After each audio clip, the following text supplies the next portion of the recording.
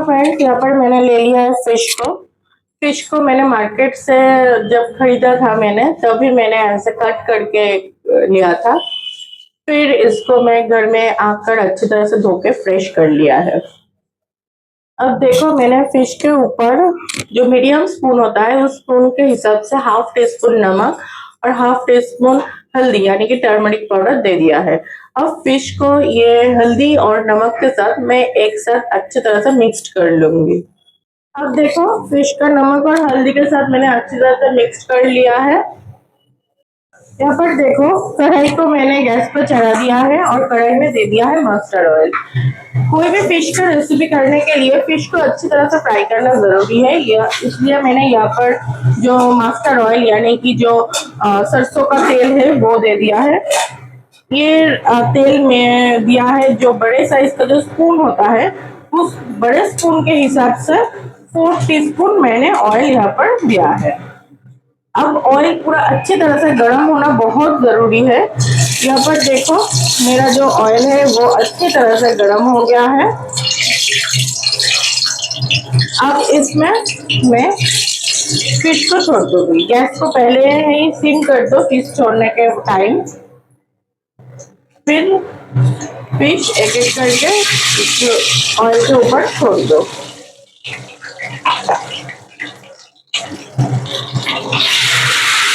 Fish को oil के ऊपर छोड़ने के बाद तुरंत फिश को मत पलटाना, क्योंकि तुरंत फिश को पलटोगे तो फिर फिश का ऊपर का जो स्किन है वो खराब हो सकता है।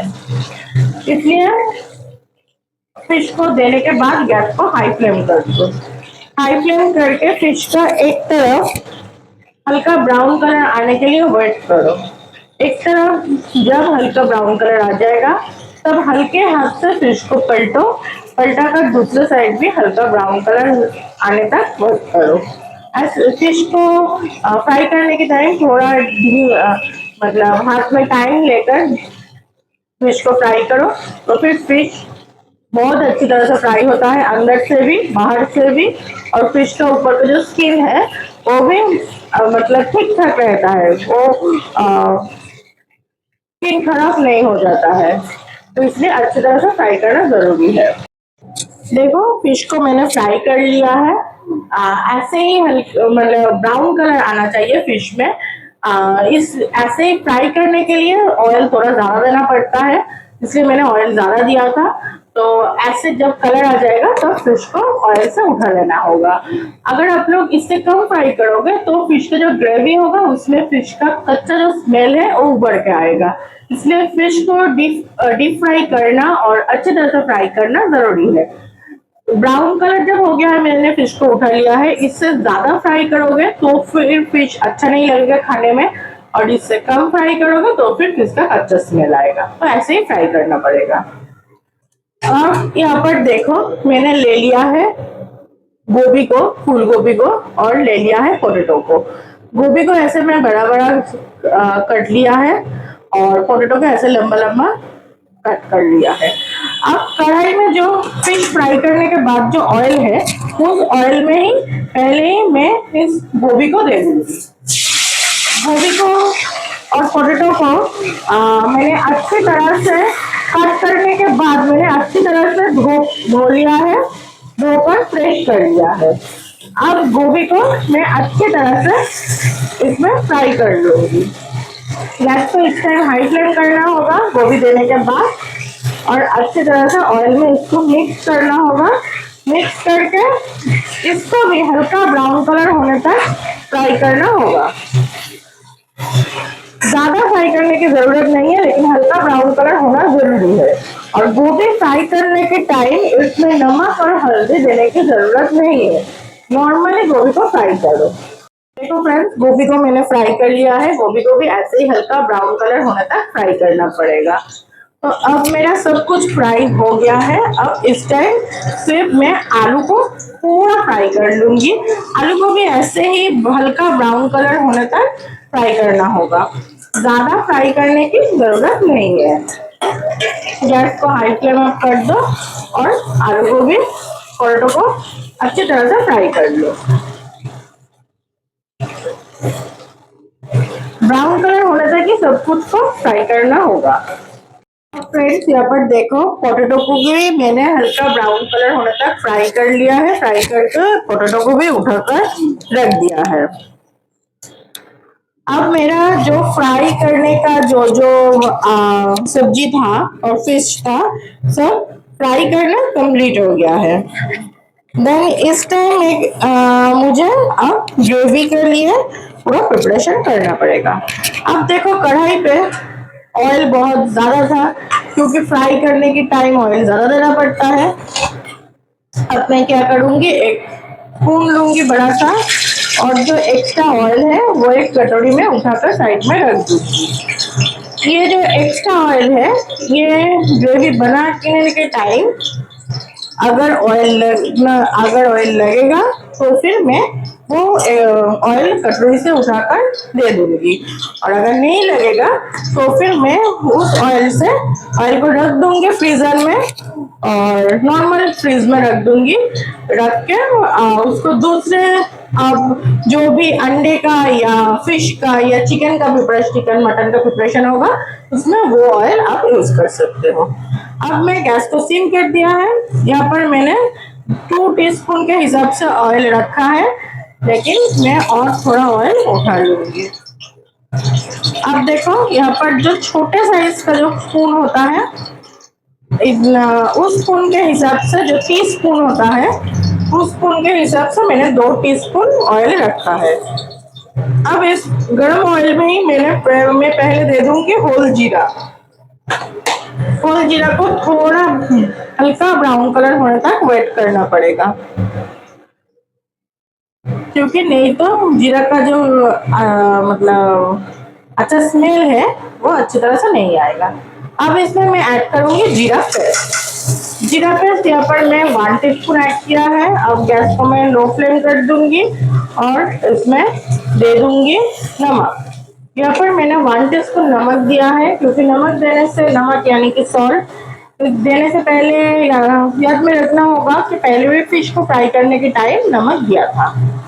और अब मैं दे दूंगी इसमें हल्दी। हल्दी भी यहाँ पर मैं 1 टीस्पून ही दूंगी। हल्दी यानी कि टर्मरिक पाउडर। हल्दी भी मैंने यहाँ पर 1 टीस्पून दिया है, क्योंकि ज्यादा हल्दी देने की जरूरत नहीं है, क्योंकि फिश को जब मैंने फ्राई किया था उस टाइम यहाँ पर मैंने हल्दी दिया था, इसलिए हल्दी भी थोड़ा कम ही दो। अब इस टाइम क्या करना पड़ेगा, इसको थोड़ी देर अच्छी तरह से भूनना पड़ेगा, क्योंकि यहाँ पर जो जीरा पेस्ट मैंने 1 टीस्पून यूज किया है, ये जीरा पेस्ट मैंने सिलबट्टे पे किया है, सॉरी मैंने मिक्सर पे किया है। आप लोग चाहो तो सिलबट्टे पे भी कर सकते हो। और ये जो पेस्ट है ये बिल्कुल मुलायम सा पेस्ट होना चाहिए, दरदरा पेस्ट होगा तो नहीं चलेगा। अब इस पेस्ट में मैं ऐड करूंगी अदरक। अदरक में मैं यहाँ पर जो मीडियम साइज का जो स्पून होता है उस स्पून के हिसाब से 1 टीस्पून अदरक मैं ऐड कर रही हूँ।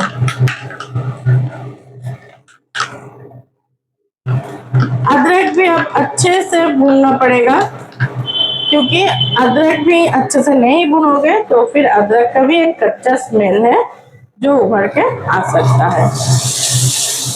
अब इसमें मैं ऐड कर दूंगी ग्रीन चिली, जो बीच में से पहले ही मैंने कट करके रख दिया है, और ऐड करूंगी चॉप किया हुआ टोमेटो। यहाँ पर मैंने 1 टोमेटो ऐड किया है। आप लोग चाहो तो जो मीडियम साइज का जो टोमेटो है उसके हिसाब से 1 टोमेटो अच्छी तरह से बारीकी से चॉप करके ऐड किया है।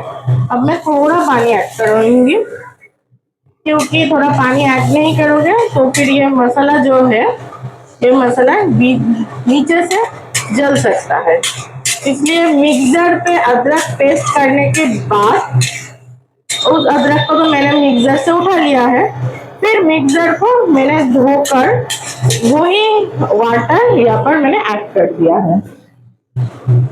अब इसमें मैं थोड़ा और पानी ऐड करूंगी। अब इसको अच्छे तरह से भूनना पड़ेगा, क्योंकि मसाला जितना अच्छा भूनोगे उतना ही मसाला का जो कच्चा स्मेल है वो बाहर हो जाएगा, और तभी कोई भी ग्रेवी में टेस्ट ज्यादा आएगा।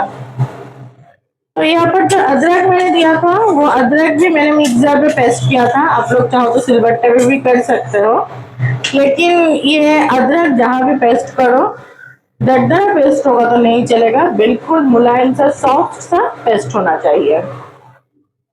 और यहाँ पर मैंने मीडियम साइज का एक टोमेटो दिया है बारीकी से चॉप करके, क्योंकि बारीकी से चॉप करोगे तो जल्दी और सॉफ्ट हो जाएगा। आप लोगों के पास अगर छोटे साइज का टोमेटो है तो फिर आप लोग 2 टोमेटो दे सकते हो। अब इसको अच्छे तरह से भूनना पड़ेगा कुछ देर। यहाँ पर मैंने ग्रीन चिली बीच में से कट करके बहुत सारे ग्रीन चिली दिया है, क्योंकि कोई भी फिश का आइटम में मेरे घर में थोड़ा स्पाइसीनेस होने से ज्यादा सब लोगों को अच्छा लगता है, इसलिए ज्यादा दिया है। आप लोग चाहो तो बीच में से कट करके ग्रीन चिली को कम भी दे सकते हो, मैंने ज्यादा दिया है, आप लोग कम दे सकते हो। लेकिन ये बात जरूर मतलब ध्यान में रखना पड़ेगा कि यहाँ पर ग्रीन चिली ही यूज होगा इस रेसिपी में। इस रेसिपी में अगर रेड चिली यूज करोगे तो फिर ये रेसिपी पूरा बर्बाद हो जाएगा, खाने में बिल्कुल भी अच्छा नहीं लगेगा। इसलिए ऑलवेज इस रेसिपी में ग्रीन चिली यूज करो। आप इस टाइम मैं दे दूंगी फ्राई किया हुआ पोटैटो। पोटैटो को थोड़ा जल्दी देना पड़ेगा, क्योंकि पोटैटो फ्राई किया हुआ है लेकिन बॉयल नहीं है, बॉयल किया हुआ नहीं है, इसलिए पोटैटो को पहले ऐड करना पड़ेगा, क्योंकि पोटैटो को गलना जरूरी है। अब पोटैटो को देकर मसाला को अच्छी तरह से भूनो। जितना मसाला को अच्छी तरह से भूनोगे उतना ही टेस्ट ज्यादा आएगा।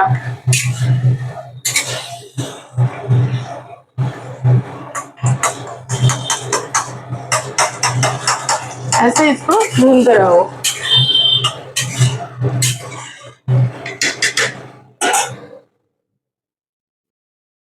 देखो मसाला को भूनने के लिए मैंने जो एक्स्ट्रा पानी दिया था वो पानी सूख गया है।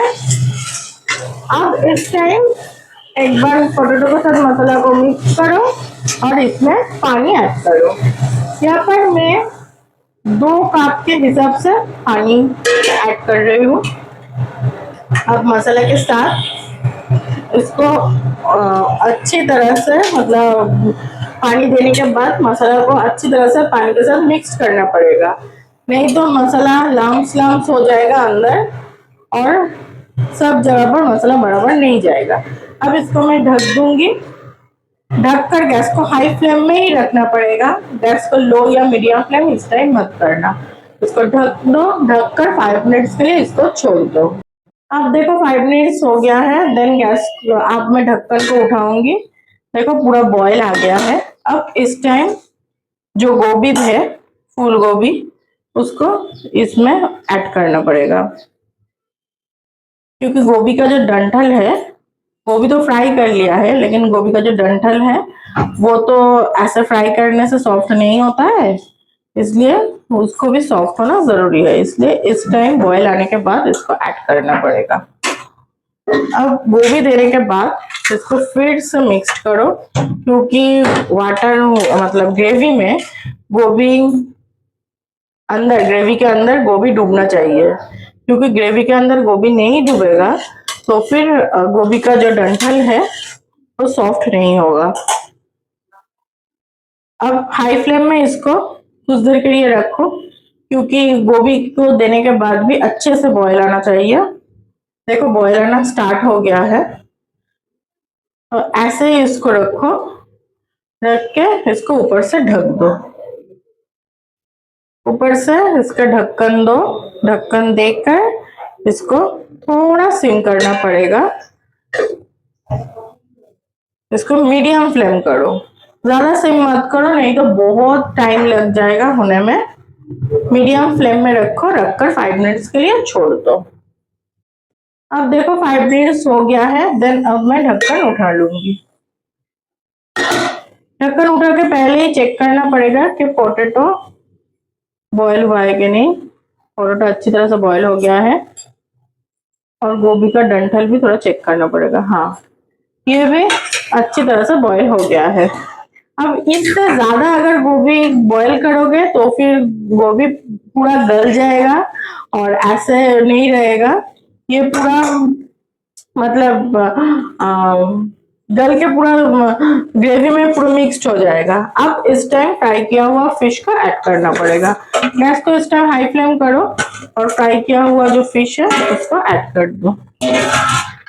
अब क्या करना पड़ेगा, बड़े ही हल्के सॉफ्ट हाथ से जो पोटैटो और गोभी है उसको ऊपर करना पड़ेगा और फिश को ग्रेवी के अंदर करना पड़ेगा। क्योंकि फिश को ग्रेवी के अंदर नहीं करोगे तो फिश के अंदर ग्रेवी नहीं जाएगा और फिश के अंदर ग्रेवी नहीं जाएगा तो फिर ग्रेवी फिश ड्राई लगेगा, सॉफ्ट मुलायम अंदर से नहीं होगा। तो इसलिए फिश को ऐसे डिप करो, करके इसको थोड़ी देर के लिए छोड़ दो। एक साइड डिप होने के बाद फिर फिश को दूसरा साइड डिप करो। डिप ऐसे ही डिप करके 5 मिनट्स के लिए इसको छोड़ना पड़ेगा।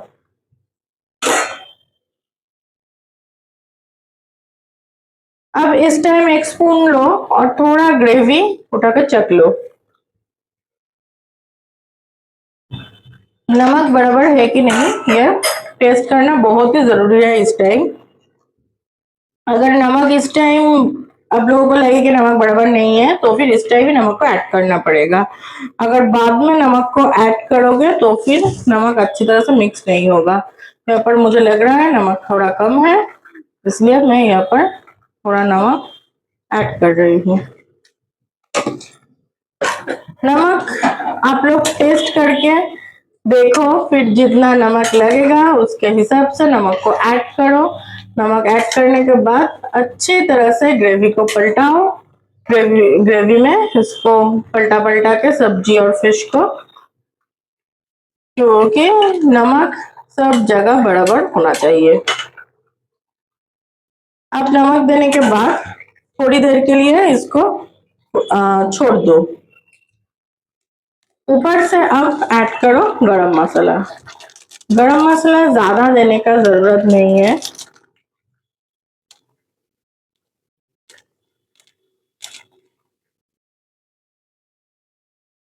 गरम मसाला यहाँ पर मैंने जो छोटे साइज का जो स्पून होता है उस स्पून के हिसाब से 1 टीस्पून दिया है। गरम मसाला देने के बाद फिर से इसको ऐसे सॉफ्ट हाथ से पलटाओ। गोभी मिडिल से कट नहीं होना चाहिए। ज्यादा जल्दी जल्दी करोगे तो गोभी मिडिल से कट हो जाएगा, इसलिए बहुत हल्के हाथ से इसको पलटाओ। अब इसको 5 मिनट्स के लिए ऐसे ही गैस को हाई फ्लेम में रख के छोड़ दो। यहाँ पर देखो 5 मिनट्स होने के बाद मैंने फिश को कढ़ाई से उठा लिया है। उतर का ऐसे बड़े सी कटोरी में रख दिया है। ये जो फिश का आइटम है ये बहुत ही बढ़िया लगता है खाने में, मतलब लाजवाब सा लगता है। नॉर्मल स्टीम राइस यानी कि सादा भात के साथ इसको सर्व करो, खा के देखो बहुत ही बढ़िया लगेगा। और प्लेन रोटी के साथ भी ये खा सकते हो, वो भी बहुत ही बढ़िया लगता है। ये रेसिपी आप लोग बनाओ, बना के खा के देखो, खाने में बहुत ही अच्छा लगेगा आप लोगों को। अगर मेरा ये रेसिपी आप लोगों को अच्छा लगे तो मेरे चैनल को सब्सक्राइब कीजिए, लाइक कीजिए, शेयर कीजिए एंड बेल आइकन को प्रेस कीजिए। Thank you for watching.